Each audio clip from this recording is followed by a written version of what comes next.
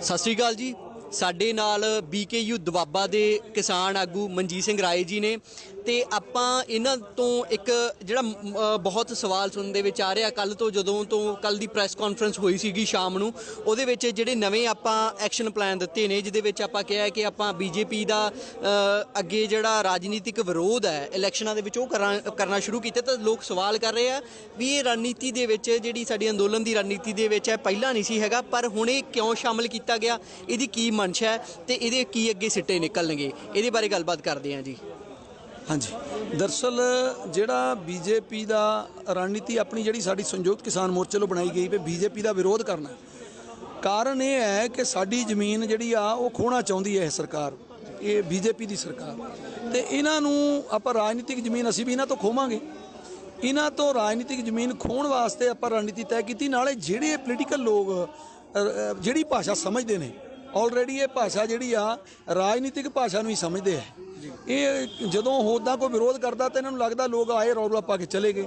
ਜਦੋਂ ਇਹਨਾਂ ਨੂੰ ਪਤਾ ਲੱਗਦਾ ਨਾ ਵੀ ਸਾਡੀਆਂ ਹੁਣ ਕੁਰਸੀਆਂ ਸਾਤੋਂ ਖੋਣਗੇ, ਇਹ ਰਾਜਨੀਤਿਕ ਤੌਰ ਤੇ ਸਾਨੂੰ ਸੱਟ ਮਾਰਨਗੇ, ਫਿਰ ਇਹ ਲਾਈਨ ਤੇ ਆਉਣਗੇ। ਇਹ ਸਾਡਾ ਹੁਣ ਜਿਹੜਾ ਬਦਲਾਅ ਥੋੜਾ ਜਿਹਾ ਆਇਆ ਵੀ ਆਪਾਂ ਜਿੱਥੇ ਜਿੱਥੇ ਇਲੈਕਸ਼ਨ ਉੱਥੇ ਇਹਨਾਂ ਦਾ ਵਿਰੋਧ ਕਰਨ ਜਾਣਾ, ਵੀ ਇਹ ਉੱਦਾਂ ਨਹੀਂ ਸਾਡਾ ਆਖਾ ਮੰਨਦੇ।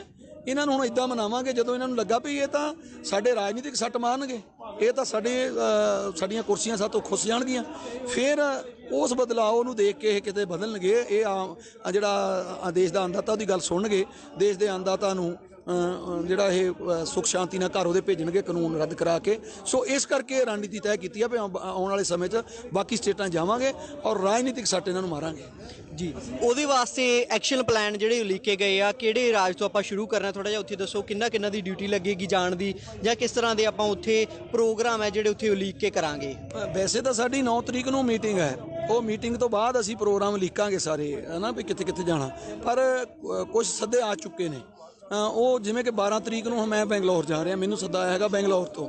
ਸੋ ਇਸੇ ਤਰੀਕੇ ਦੇ ਨਾਲ ਅਸੀਂ ਜਿੱਦਾਂ ਜਿੱਥੇ ਨੌਨ ਪੋਲੀਟੀਕਲ ਸੰਗਠਨ ਹੈਗੇ ਨੇ, ਅਸੀਂ ਇਹ ਵੀ ਕੋਸ਼ਿਸ਼ ਕਰ ਰਹੇ ਹਾਂ ਕਿ ਕੋਈ ਪੋਲੀਟੀਕਲ ਸੰਗਠਨ ਨਾ ਹੋਵੇ, ਕੋਈ ਪੋਲੀਟੀਕਲ ਲੋਕ ਸਾਡੀ ਸਟੇਜ ਤੇ ਨਾ ਹੋਣ, ਕਿਉਂਕਿ ਅਸੀਂ ਨੌਨ ਪੋਲੀਟੀਕਲ, ਸਾਡਾ ਪੋਲੀਟੀਕਲ ਮਨਸ਼ਾ ਕੋਈ ਨਹੀਂ। ਅਸੀਂ ਕਿਸੇ ਪੋਲੀਟੀਕਲ ਦੀ ਸਪੋਰਟ ਨਹੀਂ ਕਰਦੇ, ਅਸੀਂ ਤਾਂ ਕੇਵਲ ਵਿਰੋਧ ਕਰਦੇ ਹਾਂ, BJP ਦਾ ਵਿਰੋਧ ਕਰਦੇ ਹਾਂ। ਪੋਲੀਟੀਕਲ ਤੌਰ ਤੇ ਉਹਦਾ ਵਿਰੋਧ ਇਸ ਕਰਕੇ ਕਰਦੇ ਹਾਂ ਕਿ ਉਹ ਸਾਡੀ ਆਮ ਭਾਸ਼ਾ ਨੂੰ ਸਮਝ ਨਹੀਂ ਰਹੇ। ਹੁਣ ਇਹਦਾ ਪੋਲੀਟੀਕਲ ਵਿਰੋਧ ਕਰਾਂਗੇ ਤਾਂ ਇਸ ਕਰਕੇ ਇਹਨੂੰ ਸਮਝ ਆਊਗੀ। ਅਸੀਂ ਹੋਰ ਸਾਡੀ ਕੋਈ ਪੋਲੀਟੀਕਲ ਮਨਸ਼ਾ ਨਹੀਂ, ਤਾਂ ਕਰਕੇ ਅਸੀਂ ਸੱਦੇ ਤੇ ਹੁਣ 12 ਤਰੀਕ ਨੂੰ ਜਾਣਾ। ਬਾਕੀ ਸਾਰੇ ਪ੍ਰੋਗਰਾਮ ਸਾਡੀ ਅਗਲੀ ਮੀਟਿੰਗ ਜਿਹੜੀ ਆ ਹੁਣ ਸੰਯੁਕਤ ਦੀ ਫਿਰ ਦੁਬਾਰਾ 9 ਤਰੀਕ ਨੂੰ, ਉਹ 'ਚ ਤੈਅ ਹੋ ਜਾਏਗਾ ਵੀ ਕਿਹੜੇ ਕਿਹੜੇ ਆਗੂ ਜਾਣਗੇ ਔਰ ਉਹ ਕਿਹੜੀਆਂ ਕਿਹੜੀਆਂ ਸਟੇਟਾਂ ਜਾਣਗੇ, ਕਿਉਂਕਿ 5 ਸਟੇਟਾਂ 'ਚ ਇਲੈਕਸ਼ਨ ਆ। ਜਿਹੜੀਆਂ ਸਟੇਟਾਂ 'ਚ ਡਿਊਟੀ ਲੱਗੇਗੀ ਉੱਥੇ ਜਾਵਾਂਗੇ ਜੀ। ਇੱਕ ਤੁਸੀਂ ਬਹੁਤ ਵਧੀਆ ਗੱਲ ਆਖੀ ਕਿ ਇਹਦੇ ਵਿੱਚ ਅਸੀਂ ਕਿਸੇ ਦਾ ਫੇਵਰ ਜਾਂ ਕਿਸੇ ਦੀ ਸਪੋਰਟ ਲਈ ਨਹੀਂ, ਸਿਰਫ ਨਾਨ ਪੋਲੀਟੀਕਲ। ਤੇ ਜਿਵੇਂ ਕੱਲ ਮੈਂ ਮੀਟਿੰਗ ਦੇ ਵਿੱਚ ਜੋ ਗੱਲ ਸੁਣੀ ਸੀ ਕਿ ਸਾਡਾ ਮੇਨ ਸੱਦਾ ਦੇਣ ਦਾ ਲੋਕਾਂ ਨੂੰ ਇਹ ਕਾਰਨ ਹੋਊਗਾ, ਅਸੀਂ ਇਹ ਕਵਾਂਗੇ ਕਿ ਤੁਸੀਂ BJP ਨੂੰ ਵੋਟ ਨਹੀਂ ਪਾਉਣੀ ਹੈਗੀ, ਉਹਦੀ ਅੱਗੇ ਖੜੀ ਜਿਹੜੀ ਧਿਰ ਹੈ, ਜਿਹੜੇ ਜਿੱਤ ਸਕਦੇ ਆ, ਬਸ ਉਹ ਕੋਈ ਵੀ ਹੋਵੇ ਉਹਨੂੰ ਆਪਾਂ ਵੋਟ ਪਾਉਣੀ ਹੈ। ਬਿਲਕੁਲ ਮਨਸ਼ਾ ਬਿਲਕੁਲ ਸਾਫ਼ ਹੈ ਜੀ। ਤੇ ਥੋੜ੍ਹਾ ਜਿਹਾ ਇਹ ਚੀਜ਼ ਬਹੁਤ ਵਧੀਆ। ਹਾਂ, ਮੈਂ ਜੇ ਨਿੱਜੀ ਤੌਰ ਤੇ ਕਹਾਂ ਤਾਂ ਮੈਂ ਇਹ ਚੀਜ਼ ਨੂੰ ਸਮਝਦਾ। ਅੱਜ ਅਸੀਂ ਇਸ ਮੁਕਾਮ ਤੇ ਖੜੇ ਹਾਂ, ਚਾਹੇ ਇਹਦਾ ਕਾਰਨ ਇਹ ਅਸੀਂ ਰਾਜਨੀਤੀ ਨੂੰ ਪਹਿਲਾਂ ਨਹੀਂ ਸਮਝਿਆ ਸੀ, ਤੇ ਉਹ ਜਿਹੜੇ ਜ਼ਿਆਦਾ ਸਮਝਦੇ ਆ ਉਹ ਸਾਡੇ ਉਹੀ ਕਮੀ ਦਾ ਫਾਇਦਾ ਚੱਕ ਕੇ ਸਾਨੂੰ ਸੜਕਾਂ ਦੇ ਉੱਤੇ ਆਉਣ ਲਈ ਮਜਬੂਰ ਕਰ ਦਿੱਤਾ। ਤੇ ਬਹੁਤ ਵਧੀਆ ਜੇ ਇੱਦਾਂ ਦੀ ਆਪਾਂ ਰਣਨੀਤੀ ਲੈ ਕੇ ਆਵਾਂਗੇ ਤੇ ਉਮੀਦ ਕਰਾਂਗੇ ਇਹਦੇ ਨਾਲ ਬਹੁਤ ਸਕਾਰਾਤਮਕ ਅਸਰ ਪੈਣਗੇ। ਬਾਕੀ ਜੀ ਹੋਰ ਜੇ ਤੁਸੀਂ ਅੱਗੇ ਦੌਰਿਆਂ ਬਾਰੇ ਕੋਈ ਗੱਲਬਾਤ ਕਰਨਾ ਚਾਹੁੰਦੇ ਹੋ ਤਾਂ ਜ਼ਰੂਰ ਤੁਸੀਂ ਥੋੜ੍ਹਾ ਬਹੁਤਾ, ਜਿਵੇਂ ਬੈਂਗਲੌਰ ਦੌਰਾ ਉਹ ਕਦੋਂ ਸ਼ੁਰੂ ਹੋਏਗਾ ਉਹਦੇ ਬਾਰੇ ਤੁਸੀਂ ਮਾੜਾ ਜਿਹਾ ਦੱਸ ਦਿਓ।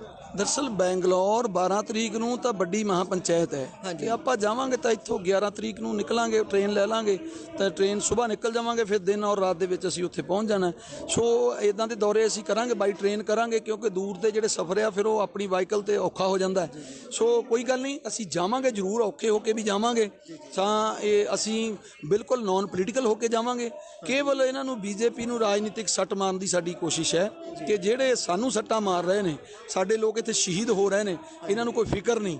ਤੇ ਹੁਣ ਇਹਨਾਂ ਦੀਆਂ ਜਿਹੜੀਆਂ ਕੁਰਸੀਆਂ ਦੀ ਸ਼ਹਾਦਤ ਹੋਏਗੀ, ਇਹਨਾਂ ਦੀਆਂ ਕੁਰਸੀਆਂ ਜਿਹੜੀਆਂ ਇਹਨਾਂ ਤੋਂ ਖੋਹ ਕੇ ਇਹਨਾਂ ਨੂੰ ਘਰ ਨੂੰ ਚਲਤਾ ਕਰ ਦਿਆਂਗੇ। ਇਸ ਕਰਕੇ ਇਸ ਮਨਸ਼ਾ ਦੇ ਨਾਲ ਅਸੀਂ ਜਾ ਰਹੇ ਹਾਂ ਔਰ ਉਹ ਅਗਲੇ ਪ੍ਰੋਗਰਾਮ ਵੀ ਸਾਰੇ ਅਸੀਂ ਸਮੇਂ ਸਿਰ ਜਿੱਦਾਂ ਆਉਣਗੇ ਉਹਦੇ ਦੱਸ ਦੇਵਾਂਗੇ। ਧੰਨਵਾਦ ਜੀ ਤੁਹਾਡਾ।